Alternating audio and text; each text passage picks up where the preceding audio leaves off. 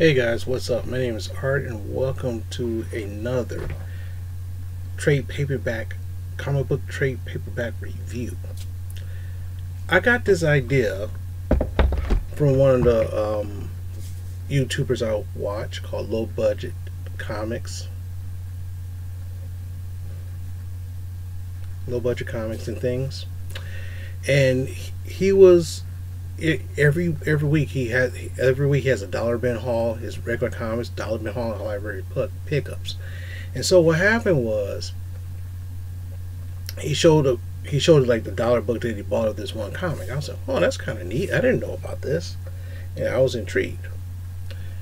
The Motor City Comic Con was around, and I found the graphic novel based upon that. Mystique by Brian K. Vaughan. This collects the first 13 issues, and believe me, at first I was kind of intrigued about what this is all about. Very intrigued. It's a good,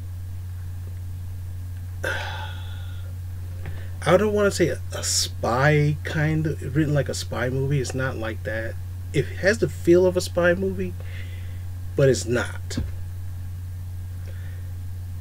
Without spoiling too much of the story, Mystique is rescued by Professor X, and he puts her on these secret missions that requires her skill set,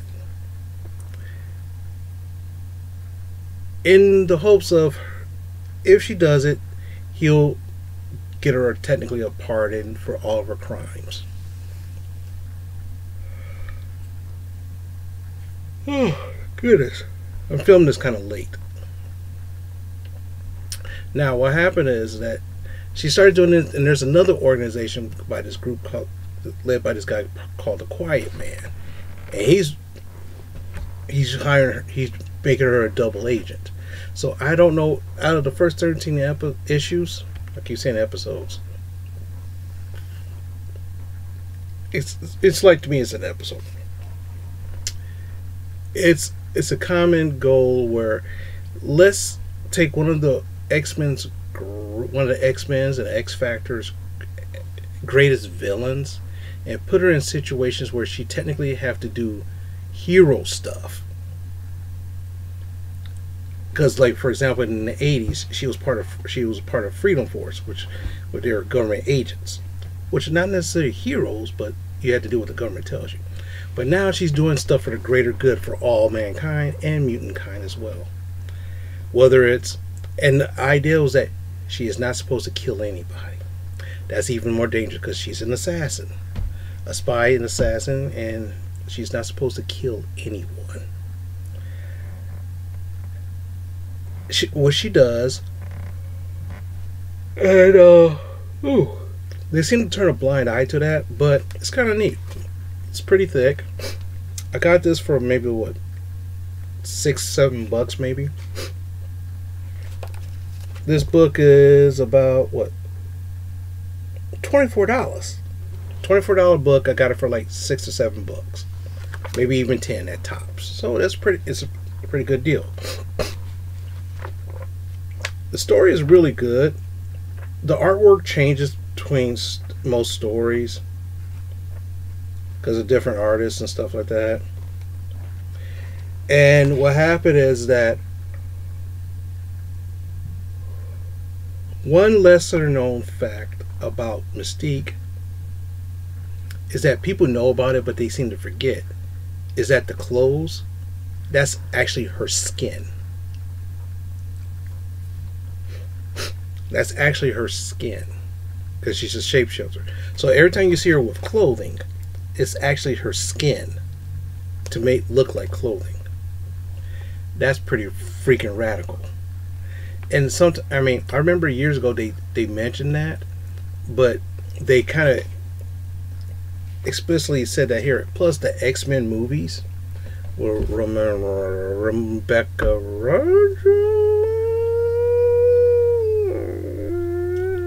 whatever, can't pronounce her last name. She played Mystique, and it kind of shows how she's technically naked. But It's very fun. She was fighting Sentinels, and they put her through a moral dilemma where she might have to kill somebody to stop these Sentinels from destroying mutants. You've seen her shifting forms to do all types of stuff, like to avoid capture. And one of the coolest covers is this. I thought that was pretty cool. She has a handler named Short Stack. He's a little person, like very little.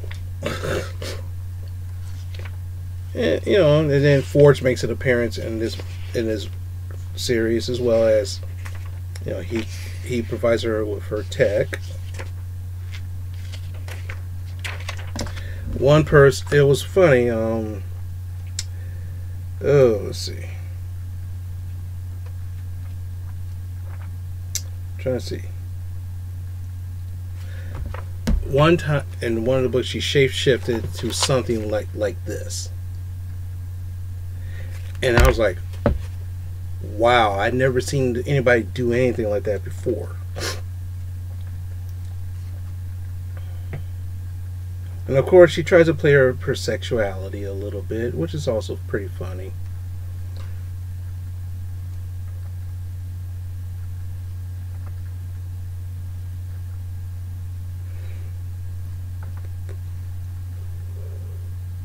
Some of the covers by Mike Mayhew, who's doing some really good cover artwork, which is really cool. And I mean, all in all, it is a very good book. I like this, like almost photorealistic looking. One of the coolest things was like the cover sketch concepts. I always like that kind of thing.